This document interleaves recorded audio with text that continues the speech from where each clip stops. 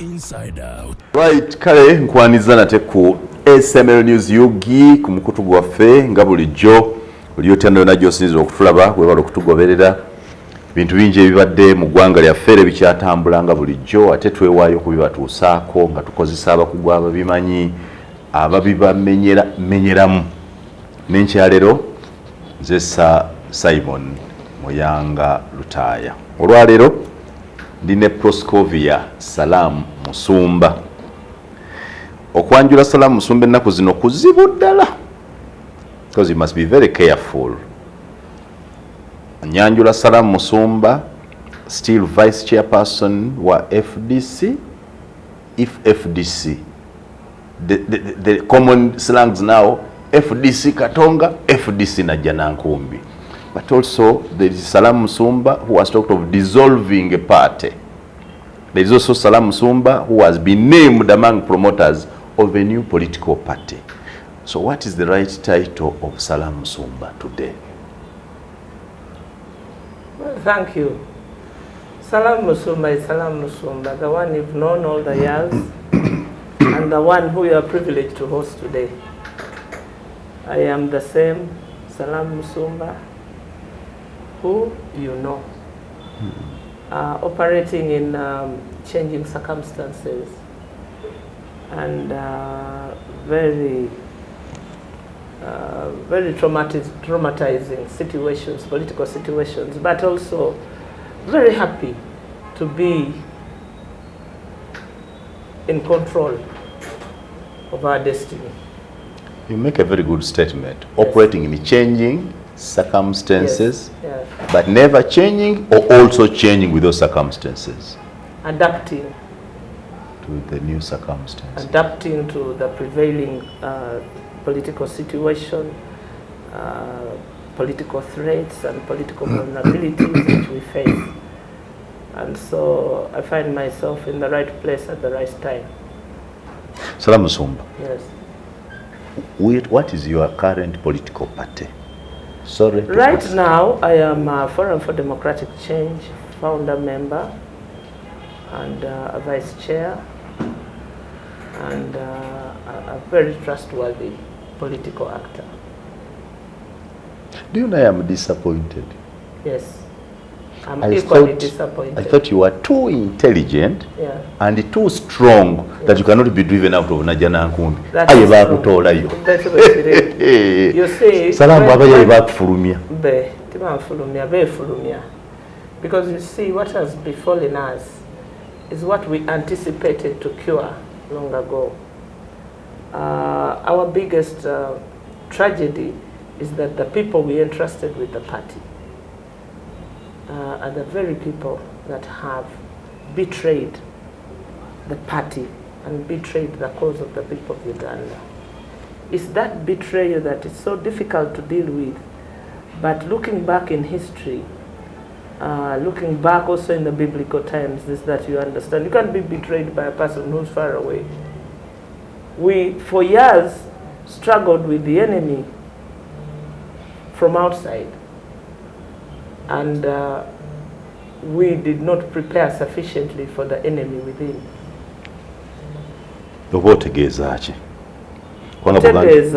Enemy within. The enemy within. Ye yuda go itana ye. Si kinene kuba nno.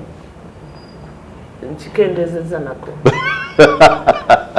And I'm being very guarded and very polite. Yuda. Yuda go itana ye. Nga yuda buno twabugwamu rather late. But we've been reviewing with hindsight which were the early warning signs we missed. Yes. And Uganda is lucky, very, very lucky, that the situation has revealed to us and to you that many of these political events happen as you watch, as you trust, as you believe. And therefore the operative word now is don't trust, don't believe. Don't? Don't trust, don't believe. Just move. with what you can handle. Because I think it was in Kapchora. That is a defeatist statement. It's not. It's just a pragmatic statement. It's very, very pragmatic. Don't trust? Don't trust, don't believe. Don't believe. No, don't. So how can you build What an institution you do, without what trust? you need to do is that build around a mission. Build around the mission and check every day, every hour, whether you're pursuing that same mission.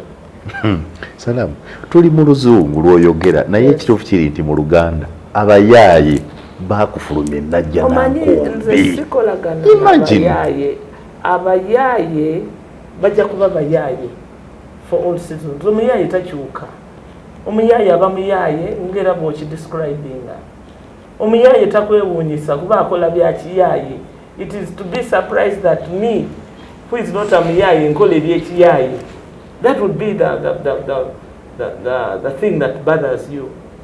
Naye omuyaaye akola bya kiyaaye, and so define them as they are. Omuyaaye akola bya kiyaaye, ate omuyaaye asigala muyaaye, ne bw'asoma asigala muyaaye. Ne bwe yeetikka degrees emmeka n'ebitiibwa bimeka asigala muyaaye. Era omulabira ku bikolwa. Tomulabira ku byagamba, mulabire ku bikolwa.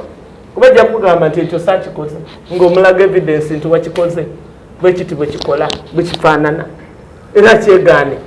So omuyaaye aba muyaaye, bastard, full stop.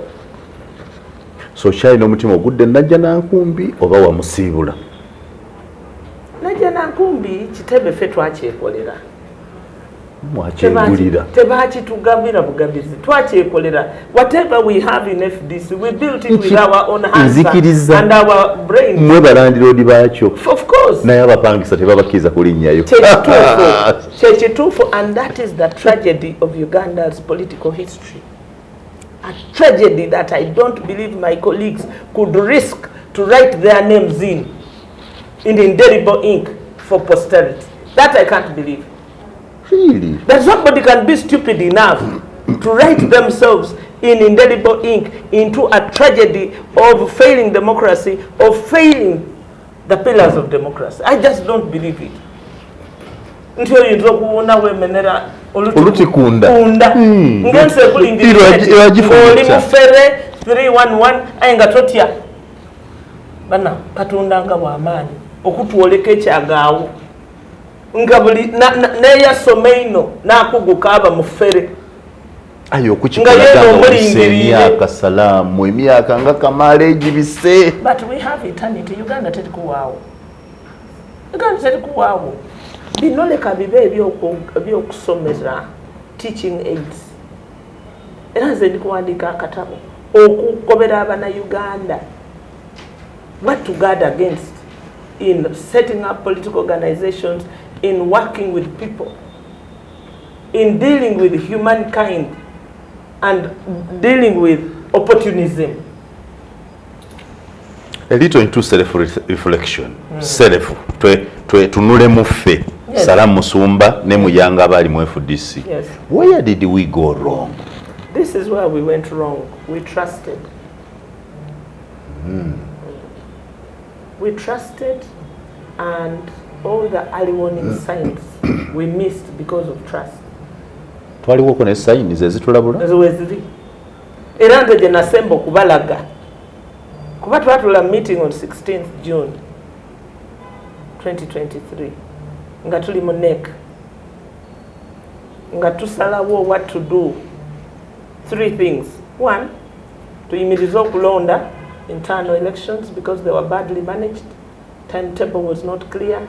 They had been captured by one office, the Secretary General, who was doing things the way he wanted. And we said, no, this is not how we do it. We said, in order not to cause what you see now today, let us stop it. 2, let us have a retreat to twebuuzeemu what is going on with our party. The 3rd one was to extend the term of office to allow the party to deal with all these situations.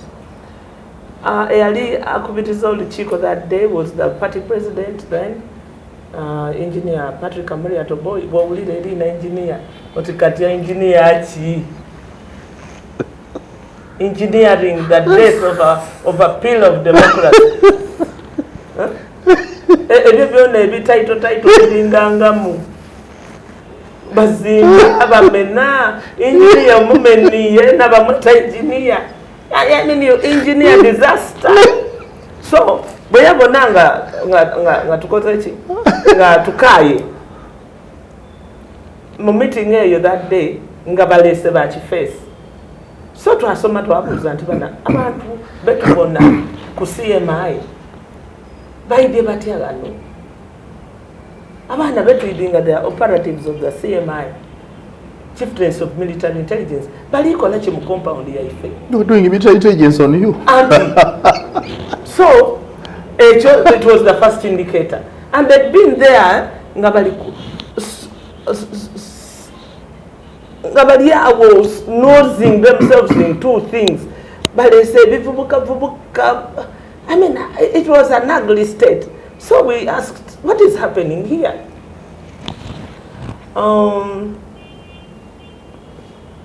Your engineer, tragedy, the engineer of tragedy, political tragedy. Yeah, come at okay. Let me give way to Honorable William Mzo to chair. Kubantu William Mzo, deputy president. William Mzo chaired a meeting for over 2 hours. We were arguing how we need to handle the political parties. Twayikirizaganya. Suspend the internal elections. 2, call National Council to extend the term of office of the leadership. 3, let us have a retreat. Tweringemu. Tuba twakamala. Yasi tuka engineer tragic. Yakoba no, I don't agree. We said, but sir, this is not your father's party. We have agreed. A National Executive Committee meeting ever again. You were my leader in FDC. I am. I was looking up to you for inspiration. Yes, and I'm still inspiring you. Can I state, therefore, with certainty, yes, that I was betrayed by my leader? In this case, Salaamu MUSUMBA. No, I never betrayed you. You see, because we have a political culture that is a beggar culture. This idea that you do not talk back to power, you accept. That culture is very dangerous, especially for people who are looking for favors. They look for favors, and I put it to the National Executive Committee. I said, listen, we are being driven to the wrong side. And they thought something was wrong with me. And they have told me since that I wish we had understood what we were saying. Because I stood up and said, guys, don't you see what I see? Don't you see that the total capture of our party is taking place in our own midst? And there are people who were not prepared to raise their voices in the right place at the right time. And they led us to this. They led us to this, unfortunately. But you can always bank on me any day in time. So, Musoga, proper leadership. Musoga. Do you want to buy land or construct a house? Worry no more. Boss Land Estates is here to serve you. We offer services in selling land on different roads that link you to Kampala City, land surveying, land title processing, letters of administration processing, general construction works, and property management. We allow payments in installments. Our plots of land are prime and are near main tarmac roads. Prices are affordable. Inspection is free. For more packages, call 0777 490 785. WhatsApp 0704 699 388, or visit our offices at Ham Towers, Level 4, Suite number HT54, opposite Makerere University, Main Gate. Boss Land Estates, we guide you home. Ati babuuza muwanika nibaya nti edava mu benzi dajawa. Salaamu MUSUMBA, FDC gye waningizaamu eriga. FDC yetwazi tamu amaanyi gaifenze niwe nganze nkuli mbere omwoyo n'omubiri byayawukana. Omubiri gwasigala najja nankumbi, omwoyo gwajja Katonga. Yes. Lwemba lwaife lw'abakristaayo omwoyo n'omubiri Yesu kambikuwe tibisobola kwawukana. Byawukana. Awaba omwoyo n'awaba omubiri. Byawukana. Noni ayo olwemba olundi oba olwire n'okusaba tukamana nemba diriwo. But I will tell you that the purpose for which we formed for democratic change died on 16th. And it was killed deliberately by two people, Patrick Omuriat and Nandala. Abantu bali kulowooza nti Pateti yafa ku olwo. Common saying kanti Besigye lwe yasalawo okukutula ku kisanda kye obutakimalayo lwe yayita Pate iwolowooza otya? The beauty of it nti mbaire mu FDC kuva ku ntandika tiri mugeni. Kama otinzaire FDC? Nagizaala era nagirera era nagyendesa abana Uganda. Wagiyonsa meemerera ndowooza kubanga leero twagitandikawo mu biseera ebizibu by'Idi nga tebatwikiriza nakwemerera awantu wona wona. By the way, office ya Minister of Justice yali responsible for registering yali galuyigano wene mu office. Wetuli wano? Yes. Era nasala okuva ku parliament okuyida wano ne sente ed'ebinusu ed'empapula n'eda check. 3 options. Bategemi N'ensonga. Benda cheke, benda mpapula. Bayitoko bati empapula diri fake. Mbaleteire n'idene. Ed'ebinusu. Ekyo nekisinga kuidukira wawandisa FDC n'ebinusu. Ekyo gye nkubuuza gye wawandisa n'ebinusu era neyo ekatambulira mu mwoyo gwo n'ogwange n'ogw'abana Uganda.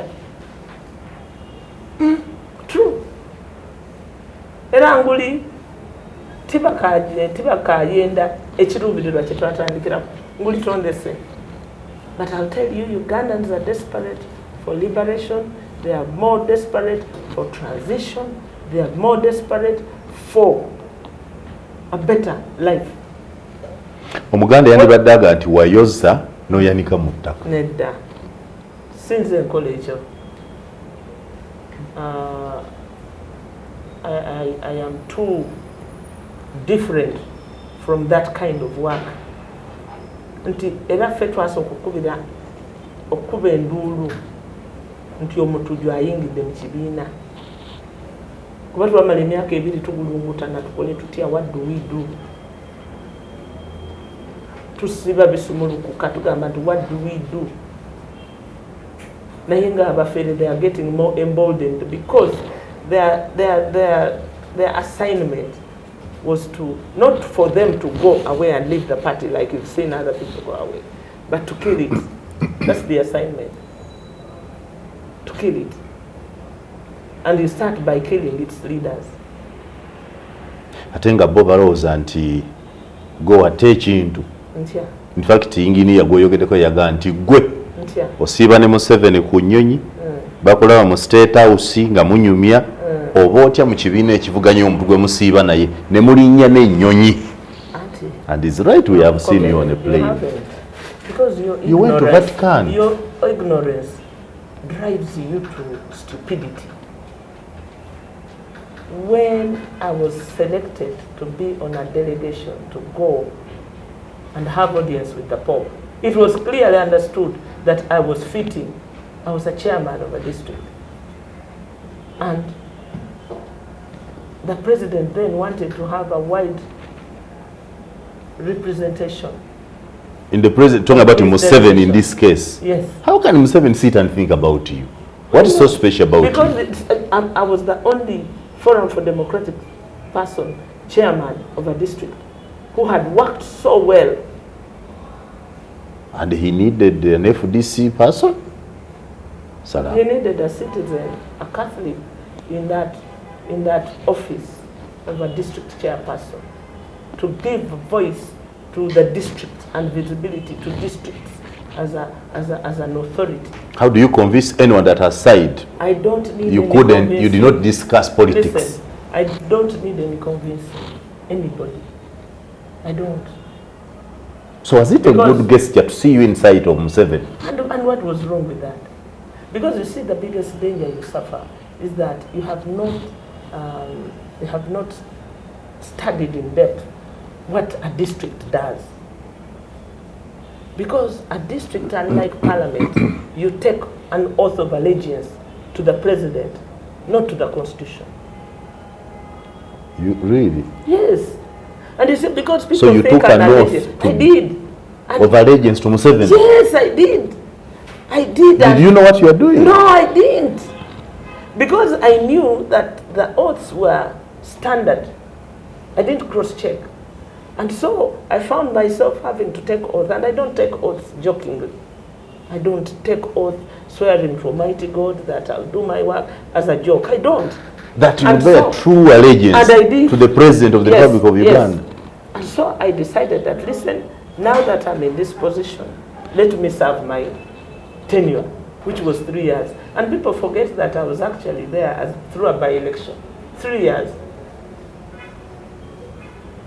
And so I was nagging myself. I almost resigned. I said, but what will people think? That I'm a coward? I'm an idiot if I resign? I said, no. I've engaged so many people. I've involved so many people in this election. I cannot just out of my pride resign, because I could. No, we did not. Uganda. That did not happen. The president moves in a presidential jet. The delegation he traveled with of 10 people traveled on a commercial jet. Ingini yagamba mwali mwenna ku nnyonyi. Mbwa. Kaina chamanyi. Mbwa. Really? Because all he needs to do is ask. When did he know that I had traveled on that delegation? Because he's a Catholic, I thought he should know. By the time we made him president, that had happened in the past. Oh. Because I was chairman of the district 2012 to 2026. He was elected 2017. So at what point did he know? You see, he was not even in the line of duty to ever know. He wasn't. He wasn't even in the line of duty. What do you mean? He wasn't anywhere in the line of authority, in the chain of command that needed to know. Because he wasn't even a member of NEC. But he was your friend? No. You campaigned for Amria? He was an acquaintance. If you know him. For I never. By the way, I never. Salam. I never. Who called me to tell me that the presidential candidate is coming to Kaliru? It was you. To do what? He was coming to campaign for president of Uganda. Oh, you are because you see there are two presidencies, the party presidency and the presidency. I'm talking about the national presidency. Yes, because he had been processed through the party procedures to be the candidate. And so I was duty bound to campaign for him, and I did, as I should. And I did. And I trusted you on that. Yes. And prepared for this man. Yes. So who betrayed me in this case? He betrayed himself. He betrayed us all. Because we wished him well. Salam.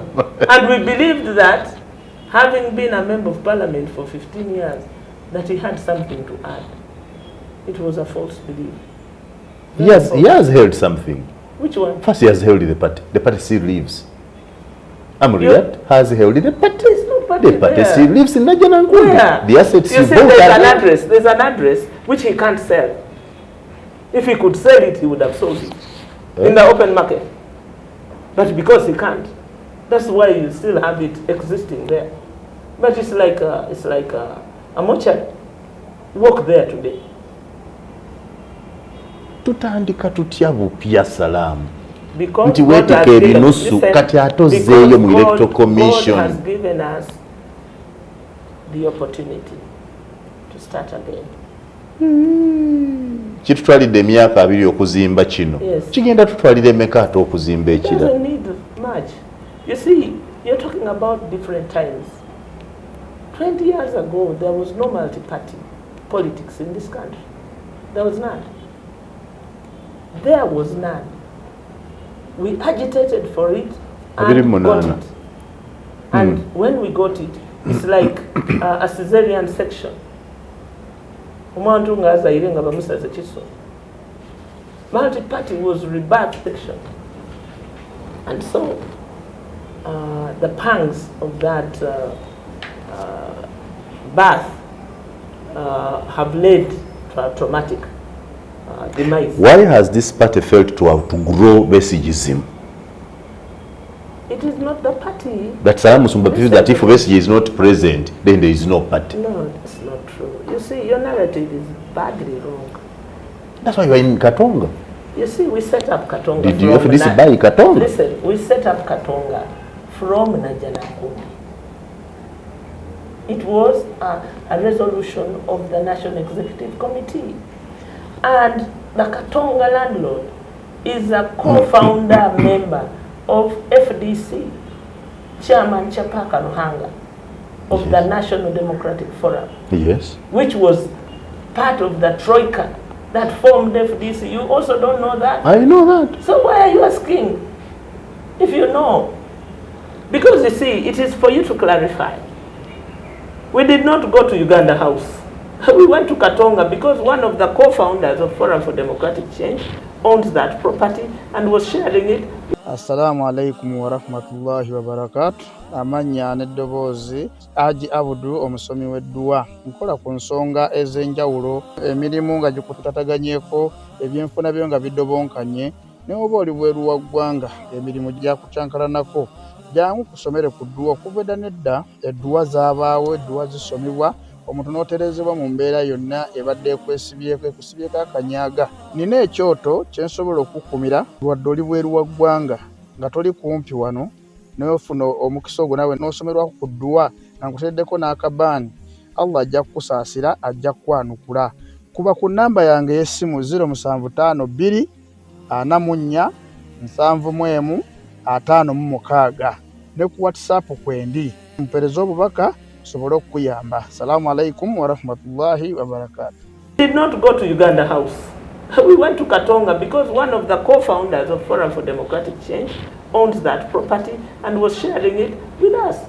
Like he shared the destiny of a country with the whole of Uganda.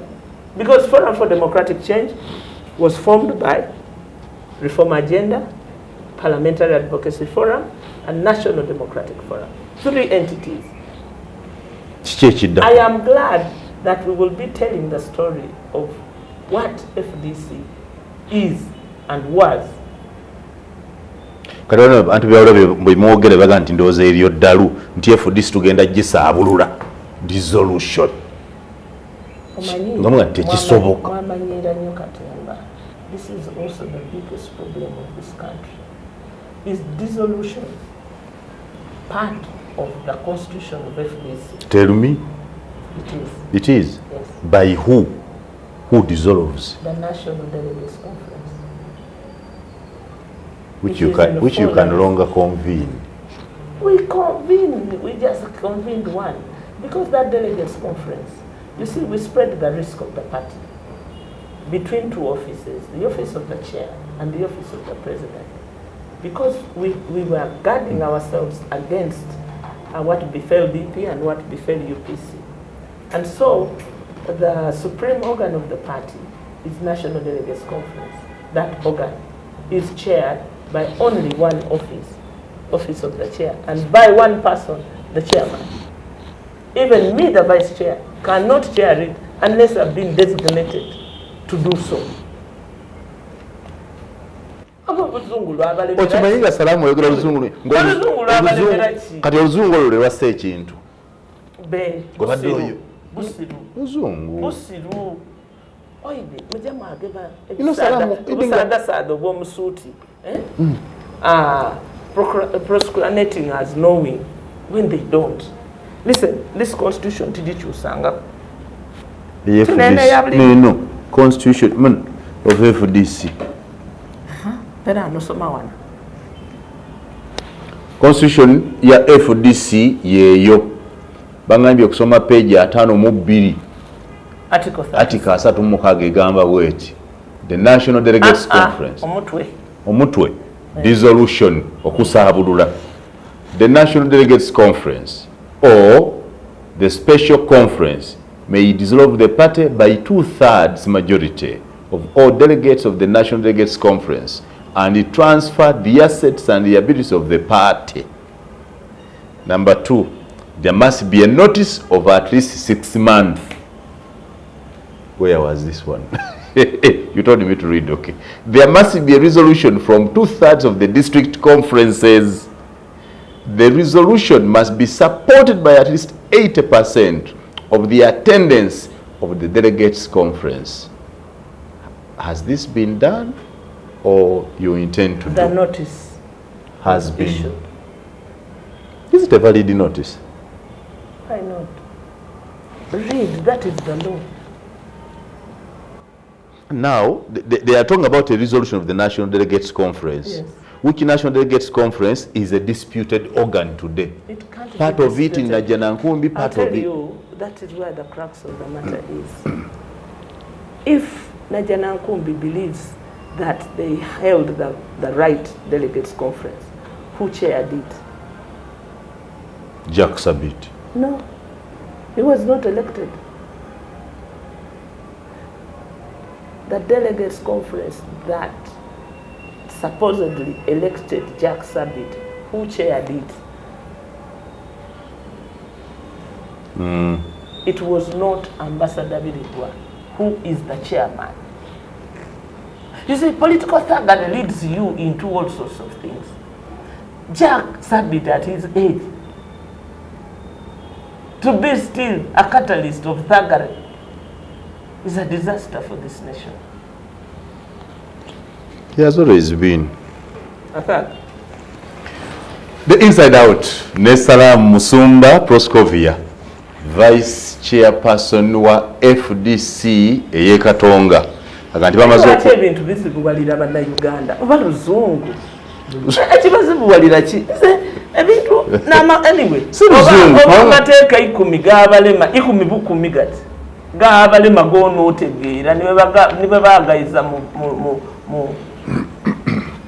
lunankani mu lusoga gonna g'abalema. I mean, yes, bogus.